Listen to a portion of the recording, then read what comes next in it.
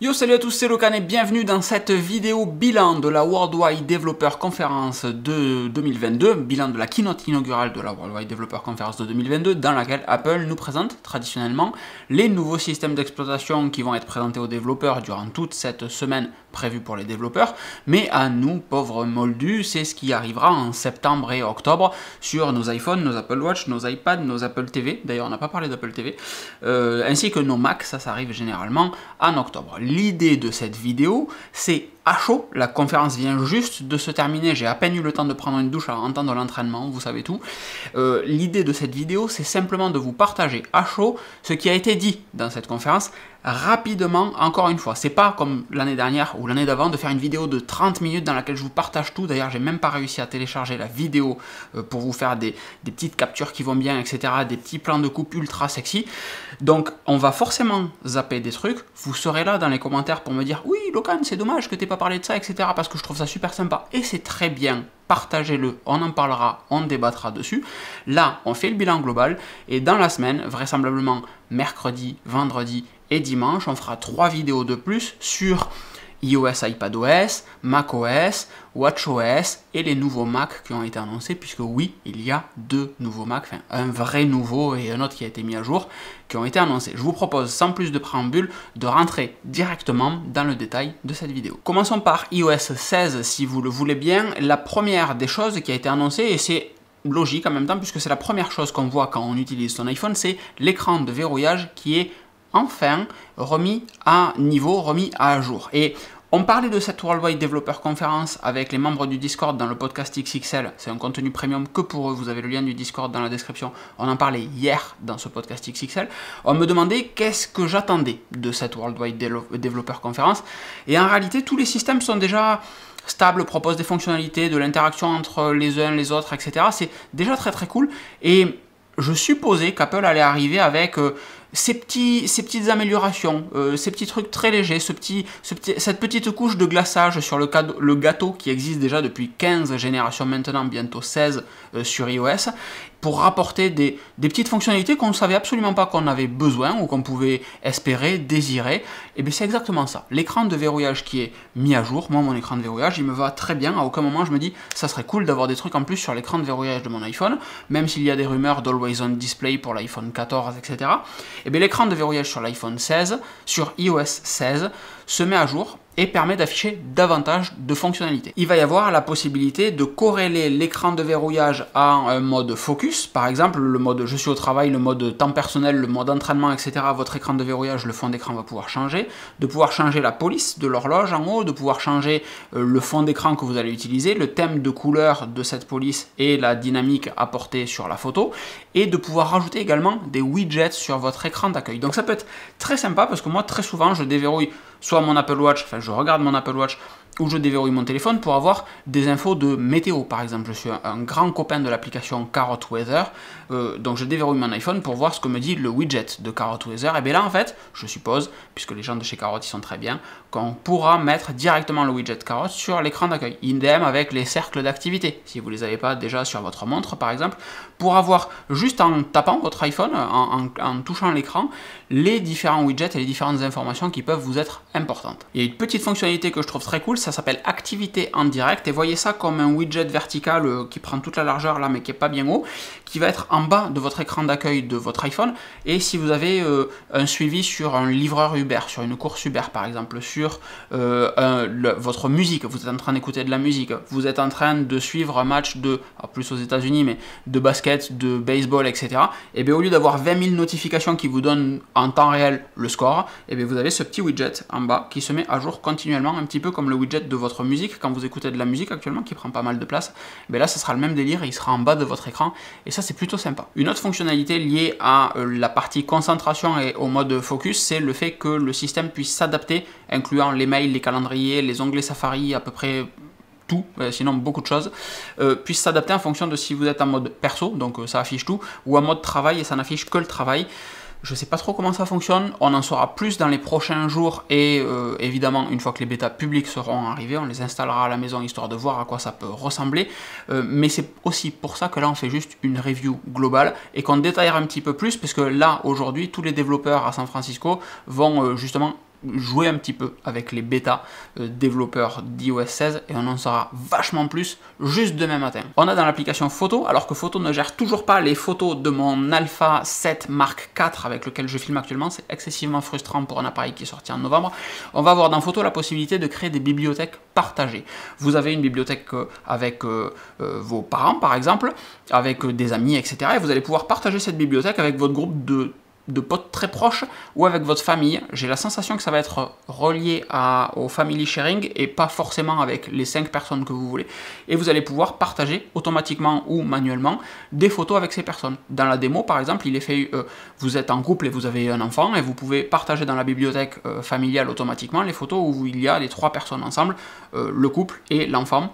Et ces photos seront automatiquement ajoutées dedans. Donc on espère que la reconnaissance faciale ne foirera pas, mais dans l'idée, ça peut être quelque chose de très intéressant de manière automatique ou manuelle. Et moi, il y a un truc que j'attendais depuis un grand moment, pour le coup, mais que j'oublie parce que c'est pas si important que ça en réalité, mais parfois je me dis, ah, ça serait pratique que ça arrive. C'est dans l'application Messages, on va avoir plusieurs fonctionnalités, dont une que j'attendais réellement, vous l'avez compris, le fait de pouvoir remarquer en non lu un message que vous venez de lire, comme un mail en fait. Vous venez de lire un message, vous vous dites, bah, ça je le traiterai plus tard. Et en fait, vous ne pouviez pas. Maintenant, vous pouvez slider et ça le remet en non lu. Est-ce que ça s'affichera en non lu chez la personne qui vous l'a envoyé? Je ne sais pas, mais ça c'est très pratique. Vous pouvez également supprimer un message que vous avez envoyé par inadvertance. Vous pouvez également modifier un message que vous avez envoyé, s'il y a une typo à l'intérieur, etc., et que vous voulez changer du texte, vous pouvez aussi le faire. Dans Mail, 2 fonctionnalités de productivité, c'est réellement des trucs qui sont très orientés productivité. Alors, on en parle pas mal sur le Discord, moi c'est des trucs où j'essaye toujours d'optimiser mes journées parce que, ben voilà, il y a des trucs à faire en plus de mes journées de travail, en plus de l'entraînement, etc. Donc, j'essaye toujours d'optimiser tout ça et toutes les astuces de productivité me plaisent vraiment beaucoup. Si c'est un truc qui vous plairait de voir davantage sur la chaîne, n'hésitez pas à le mettre dans les commentaires, évidemment, ça serait très intéressant. Et on va avoir dans l'application Mail la possibilité de planifier des envois, c'est-à-dire que moi je commence ma journée, je me réveille à 6 h le matin, j'écris un mail, etc. Mais je sais que si je l'envoie à 6 h, il y a peu de chances qu'il soit lu. Par contre, si je l'envoie à 9 h, 8h30, 9 h, en général, ça marche bien. C'est un bon horaire pour les mails. Et j'aimerais pouvoir planifier ce mail à 9 h, parce que si je l'envoie là, c'est trop tôt. Il va passer dans tous les mails de notification qui arrivent durant la nuit. Si je l'envoie à 9 h, ça reste organique, c'est cool. Et bien maintenant, on peut planifier ça et dire, je veux que tu l'envoies à telle heure ou à tel moment de la journée. Et on a également la possibilité d'avoir des rappels. Je vous envoie un mail en vous disant, hey, coucou, voici mon CV, ma lettre de motivation. Et vous ne me répondez pas, donc je peux dire rappelle-me-le dans une semaine pour que dans une semaine, paf, je vous fasse une relance en vous disant hey coucou, voici mon CV et ma lettre de motivation. Ça c'est très intéressant. Ça existe dans d'autres clients mail, mais c'est bien que ça arrive dans le client natif Apple. On a le mode dictée qui s'améliore. Je vais essayer d'accélérer un petit peu parce qu'on est déjà à 10 minutes au moment où je tourne là, mais avec tous les cuts, etc., ça fera évidemment moins. Le mode dictée et clavier, c'est-à-dire que quand vous allez faire de la dictée vocale sur votre iPhone, le clavier reste affiché, donc vous pouvez dicter, arrêter de parler, taper au clavier des trucs qui peuvent manquer, sélectionner du texte pour le redicter à la voix et ajouter des emojis directement à la voix, emoji basket, emoji. Alors ça va être très compliqué de lister des emojis à la voix, franchement je sais pas comment c'est possible parce qu'il y en a quand même une chier en parlant poliment, mais c'est techniquement faisable et ça va dans le bon sens, je pense, d'avoir du moins le couple audio plus clavier, parce que des fois quand on dicte un truc, ça se traîne un petit peu là. Vous avez vu ce que je voulais dire. Et Apple nous confirme ce que je vous disais hier sur la chaîne, je vous mets la vidéo juste ici de la démo, l'arrivée d'Apple Plan, d'Apple Maps en France pour la fin de l'année. Donc on l'a vu hier, ça commence à arriver déjà. Moi je l'ai sur l'iPad, sur l'iPhone de madame, sur mon iPhone à moi, sur le Mac je ne l'ai pas. Mais on a 2 devices sur 4 qui ont le nouveau plan depuis hier. Avec la nouvelle navigation, avec la limitation de vitesse, etc., on suppose que les feux rouges arriveront également, s'ils sont déjà pas là, on les a pas testés puisqu'on n'a pas vu de feux rouges pour l'instant, les radars, etc., la navigation cycliste, tout ça c'est des trucs qui ont été annoncés à la Worldwide Developer Conference maintenant et qui devraient arriver en France pour la fin d'année. On a également la possibilité d'ajouter des étapes quand on fait un itinéraire, ce qui n'était pas le cas jusqu'à maintenant. Ça pour le coup, grosse différence avec du Google Maps ou du Waze, etc. Je sais pas si on peut le faire sur Waze. Je pense que oui, enfin dans tous les cas sur Google Maps on peut. C'était pas le cas sur Apple Maps. Et franchement ça manquait. Maintenant on peut et ça c'est très cool. L'application maison est totalement revue pour le plus grand bonheur de tout le monde. C'est vrai que quand on a beaucoup d'équipements comme ici, tout ce qu'il y a autour de moi est connecté.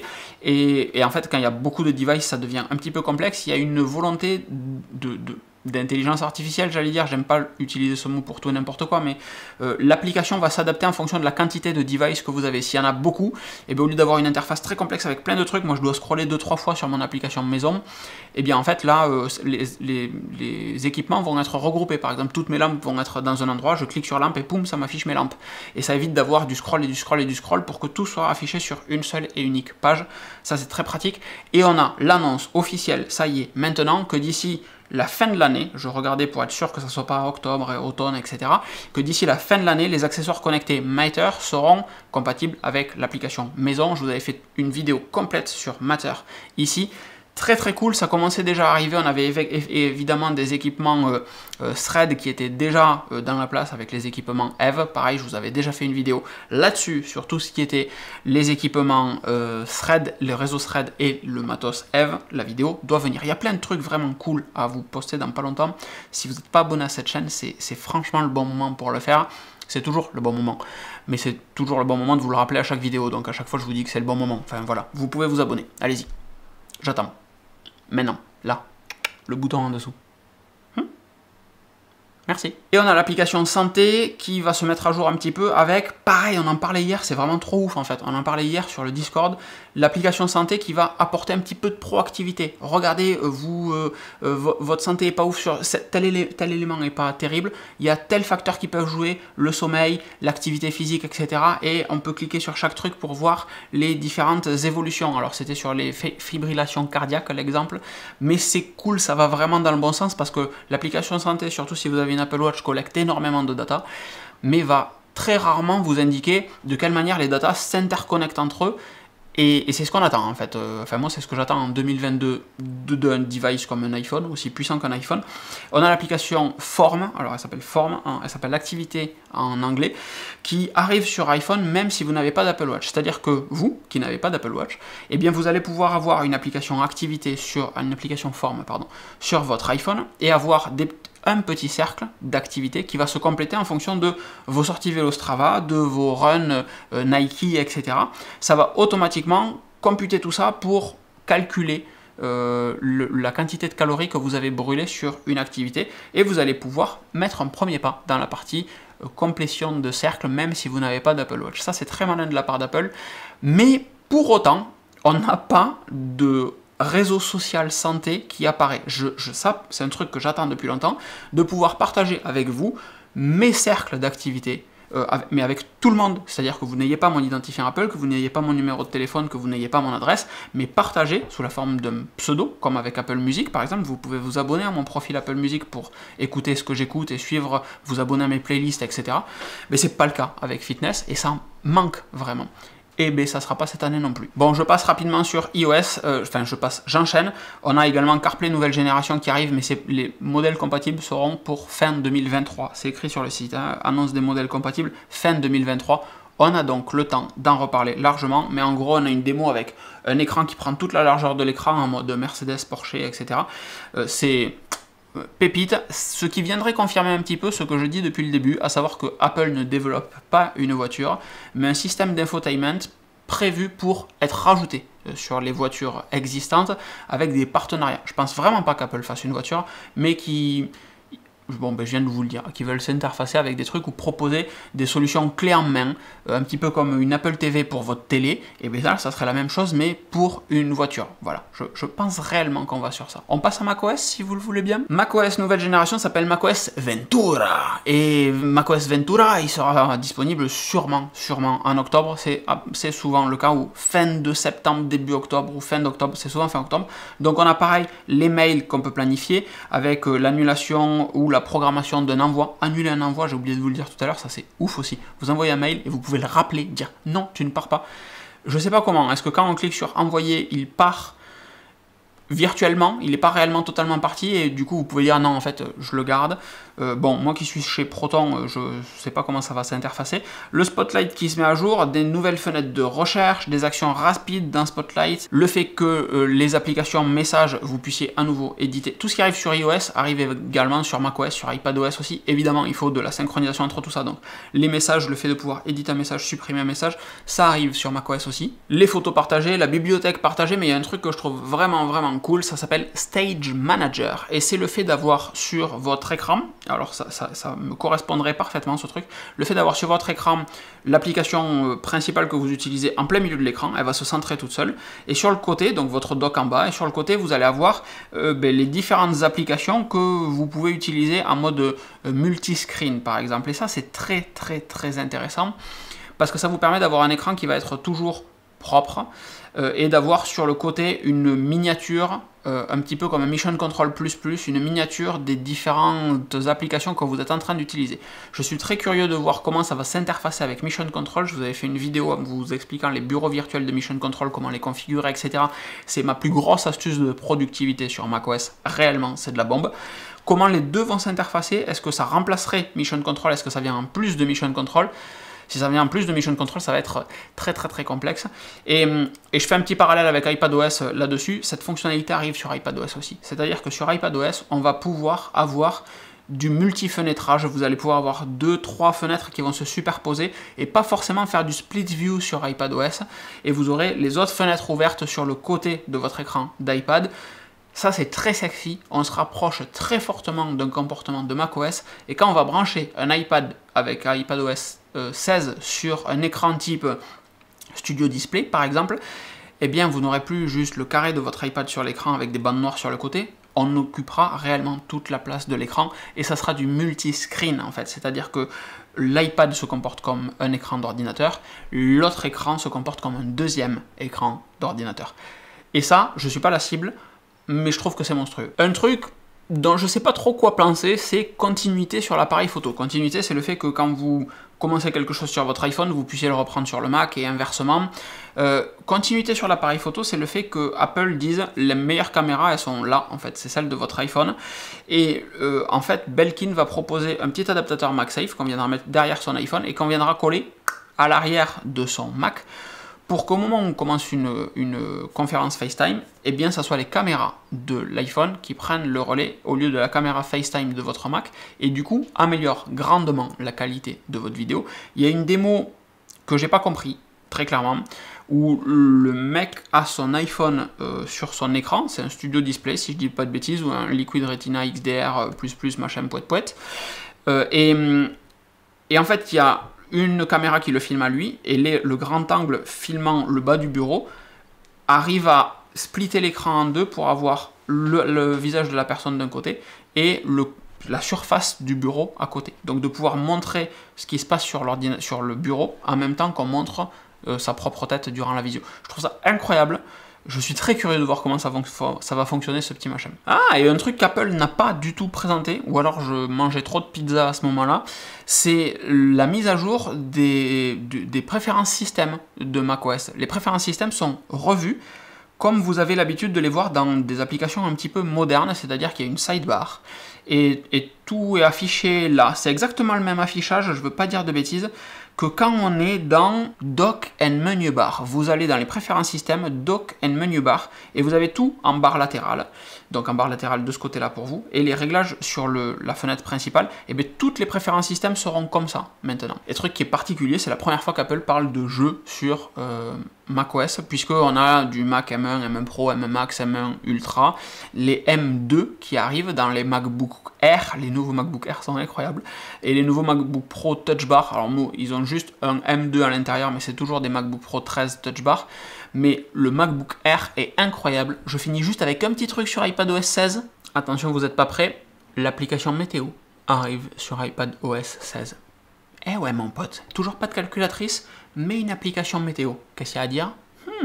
Apple is listening. Bon, ensuite le MacBook Air, on va faire une vidéo dédiée sur ce MacBook Air, je pense, et surtout sur la puce Apple M2, donc pareil, si vous n'êtes pas abonné, c'est le moment de vous abonner. Je sais pas pourquoi j'ai fait un...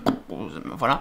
Mais la puce Apple M2 très cool. Donc on sera bien sur ce que je pensais également, à savoir une évolution cyclique sur 2 ans. Donc on va avoir les M2, puis à nouveau des M2 Pro, puis des M2 Max, puis des M2 Ultra. Je m'attendais à un Mac Tower machin, mais cette fin d'année, sûrement en septembre, en octobre je le sens bien, on devrait avoir un Mac Pro avec une puce différente, ou 2 M1 Ultra, je sais pas trop comment ça sera, je pense vraiment 2 M1 Ultra, mais ce MacBook Air est juste magnifique. On aura 24 Go de mémoire unifiée, j'allais dire de RAM, c'est une erreur, 24 Go de mémoire unifiée, ça c'est cool, parce que 16 c'était un peu juste, 32 c'est souvent trop, mais 16 c'était quand même un petit peu juste sur le M1, donc 24 Go de mémoire unifiée, c'est cool. La bande passante monte, je ne veux pas dire de bêtises, mais je crois que c'est à 100 gigabits par seconde, donc c'est très très cool également. Ça permet de faire passer un petit peu plus de data, en fait, très simplement pour améliorer la vitesse de calcul. 4 cœurs efficients, 4 cœurs performants, si je dis pas de bêtises, toujours du 8 cœurs, et je crois qu'on a 10 cœurs de GPU. Et il arrive en 4 couleurs, alors je les ai sous les yeux parce que je les ai pas prises par cœur. Argent, lumière stellaire, ouais bof, gris sidéral, le classique, et minuit, un espèce de bleu foncé qui claque quand même pas mal sa maman. Il est très très joli. Par contre, en termes de tarifs, c'est le même que votre Apple Watch, me dit-on dans l'oreillette. Par contre, en termes de tarifs, les prix font mal, hein. L'entrée de gamme est à 1500 €. Le modèle un peu fun avec le gros CPU, il vaut 1849 €. Dès que vous voulez jouer un petit peu avec la conf, on arrive à 3000 balles la machine quand même. Donc ça reste un MacBook Air, mais c'est chaud. Enfin, franchement, c'est chaud en termes de tarifs, mais c'est très classe. Très fin également, on a à nouveau du MagSafe, du Thunderbolt 4, du Thunderbolt et de l'USB 4. Alors c'est du Thunderbolt 3, voilà, je fais bien de me reprendre, c'est du Thunderbolt 3 et pas du Thunderbolt 4. Donc, ouais, moi là, il y a un truc qui me dérange, c'est qu'Apple fait quand même un peu les fonds de tiroir. C'est dommage. Alors, comme on me disait tout à l'heure, oui, mais ils vont pas mettre le top du top partout, tout le temps, surtout sur MacBook Air. Oui, mais bon, à partir du moment où on sort du Thunderbolt 4 sur des machines, c'est attendu, enfin, il y a du MagSafe, etc. Donc quand on voit du MagSafe et un port Thunderbolt à côté, on attend du Thunderbolt 4. C'est comme ça que ça a été présenté jusqu'à maintenant. Et bien non, là c'est du Thunderbolt 3, donc il faudra faire gaffe à ça. C'est dommage, c'est un peu... je suis pas top content. 8 Go, 16 Go, et configurable jusqu'à 2 Tera de SSD. 8 Go, 16 Go, 24 Go, évidemment. En parlant de gigas et de mémoire, un truc ultra sexy, toujours avec iPadOS 16, c'est que avec les puces M1, vous allez avoir la possibilité, enfin les applications vont avoir la possibilité de demander d'unifier, en fait, je crois que ça s'appelle Smart Memory, d'unifier la mémoire et le SSD et le stockage de l'iPad pour donner de la mémoire jusqu'à 16 Go par application, un petit peu gourmande en mémoire. Et ça c'est oufissime en fait, c'est oufissime, ça veut dire que même s'il y a peu de mémoire vive dans un iPad, et bien en fait, on va pouvoir se servir du SSD pour faire du swap. Je vous laisse googler si vous ne savez pas ce que c'est, mais c'est le fait d'utiliser, je vous le donne, allez c'est cadeau, c'est pour moi. Vous mettrez un petit pouce, hein, c'est le fait d'utiliser, de mettre ce qui normalement est dans la mémoire vive, de le mettre sur le support de stockage quand on n'a plus assez de mémoire vive. Alors quand on avait des disques durs, on sentait réellement quand on n'avait plus de mémoire vive et qu'on commençait à swapper parce que les temps d'accès étaient très longs. Sur du SSD, mais en vrai, c'est pour ça que je vous dis de prendre les machines avec 16 Go de mémoire, les M1, parce que si vous prenez 8 Go, vous allez swapper à mort et ça va dégrader la durée de vie de votre SSD, très clairement, puisque si vous écrivez aussi fréquemment que vous écrivez dans votre mémoire vive, et bien en fait vous défoncez votre SSD, il n'est pas prévu pour ça. L'usage qu'on fait d'un SSD est ce qu'il peut endurer. Voilà, qu'un SSD dure 10 ans ou qu'il dure 3 ans, ou 5 ans, allez, en utilisation ultra intensive 3 ans, ça va. Et ce MacBook Air comme le MacBook Pro seront disponibles le mois prochain, fin du mois prochain, le mois prochain, on ne sait pas quand. Et évidemment, ça sera testé ici parce que c'est des machines qui font vraiment trop kiffer. WatchOS 9 et on terminera par ça. Quelques petites nouveautés sur les applications d'exercice, les applications workout, le fait d'avoir davantage de métriques, notamment le temps de contact avec le sol, l'oscillation verticale et je m'en perds une sur la partie course à pied, tout ça uniquement avec votre poignet, sans capteur externe en fait, et le fait de pouvoir afficher plein de choses sur votre page de workout, et juste avec un petit coup sur la couronne... Enfin la couronne là, je sais plus comment ça s'appelle ce machin, paf, vous allez pouvoir la Digital Crown, vous allez pouvoir directement faire défiler en fait tout ça. Alors c'est vrai que quand on court, c'est pas super pratique de venir changer sur la couronne pour arriver pile à l'endroit où vous voulez. J'ai bon espoir qu'en fait ça sera par page et qu'à chaque fois qu'on met un petit clac, ça change d'une page. Mais le fait d'avoir des ondes de fréquence cardiaque directement dans l'application avec une jolie interface, c'est cool. Le fait également de pouvoir personnaliser des entraînements, de créer des entraînements, d'avoir un smart coach, ça a été présenté comme ça, on n'a pas vraiment vu de démo, mais d'avoir un smart coach qui va vous dire « Hey, vous voulez travailler le cardio, la force, la résistance, etc. sur votre run, ben allez-y, faites ça ». Ça, c'est très très bien aussi. Longueur de foulée, temps de contact avec le sol, oscillation verticale, c'est ça les 3 nouvelles métriques qui arrivent dans le run. Encore une fois, juste en se basant sur le moment angulaire, l'accéléromètre et le gyroscope d'une course à pied. Enfin, je trouve ça colossal en termes d'algo, d'intelligence artificielle, là pour le coup, mais de mesure en temps réel de métriques, c'est colossal. Je ne sais pas si vous vous rendez compte de la quantité de data qu'il faut analyser en temps réel pour pouvoir proposer une métrique comme ça. C'est ouf. Et il y a une nouvelle fonctionnalité, puissance de course. Et alors quand ils l'ont montré tout à l'heure, là sur le site, je suis dessus, c'est marqué sur l'Apple Watch en fait avec WatchOS 9. Donc je suppose que WatchOS 9 saura estimer, sortir du chapeau, un petit peu comme une VO2 Max, mais saura afficher une puissance de course sans avoir un capteur type Stride de connecter dessus. Je trouve ça impressionnant. Je suis très curieux de voir ce que des applications comme Workout Doors, dont je vous ai déjà parlé ici, c'est mon application préférée pour faire du sport. Je suis très curieux de voir ce que des applications comme Workout Doors vont être capables de faire et de générer grâce à ça.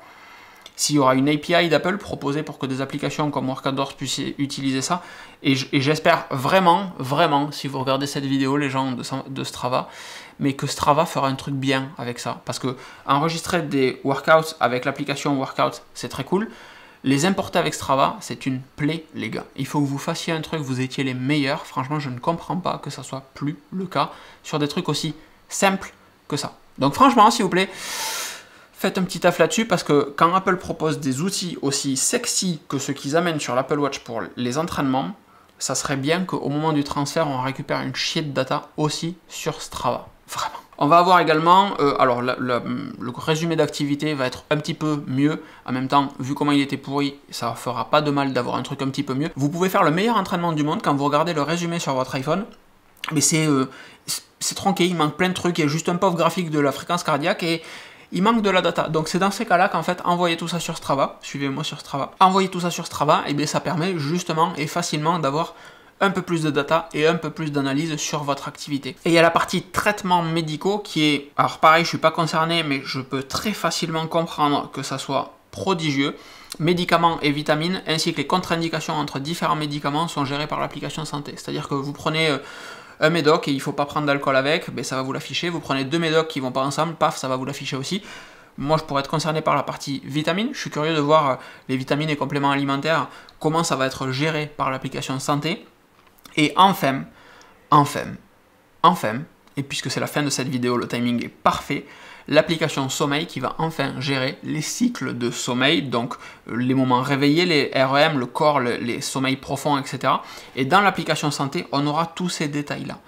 Et ça, c'est pas trop tôt. Et évidemment, il y a plein de petites nouveautés, des nouveaux cadrans qui ne changent pas grand-chose. J'aurais aimé qu'on puisse réellement pimper un petit peu plus des cadrans. J'aimerais un cadran où, vous voyez, là par exemple, moi sur le mien, j'ai 3 trucs en bas. Et bien j'aimerais avoir 6 petits trucs comme ça. Du coup, je pourrais avoir sur mes 7 complications. Ça serait vraiment cool plutôt que d'en avoir une grosse, 3 petites en bas. Mettez-moi 6 claques. Et là, ça serait parfait. J'aurais un cadran avec tout dessus. Je serais l'homme le plus heureux du monde. N'hésitez pas dans les commentaires. Enfin, je vous encourage fortement à me mettre dans les commentaires, à m'indiquer ce qui vous a fait kiffer durant cette Worldwide Developer Conference.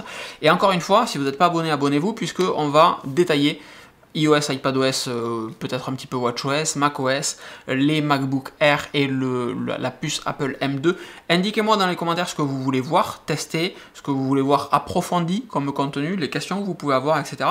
Et ben, ça sera mon taf de vous proposer du contenu qui peut vous plaire. Donc voilà, très simplement, partagez cette vidéo si elle vous a plu, abonnez-vous, mettez un commentaire, mettez des petits pouces, c'est tout ce qui dit à l'algorithme de YouTube que ce contenu est intéressant et que ça serait vraiment cool de le partager avec d'autres personnes pour qu'on soit de plus en plus nombreux et qu'on puisse faire de plus en plus de contenu encore plus trop cool. Voilà, c'était trop mignon, je vous souhaite une excellente fin de journée, montage de ceci et on se revoit durant la semaine. Je resterai très fidèle à vos commentaires, donc n'hésitez pas à partager tout ce que vous voulez. Ciao ciao.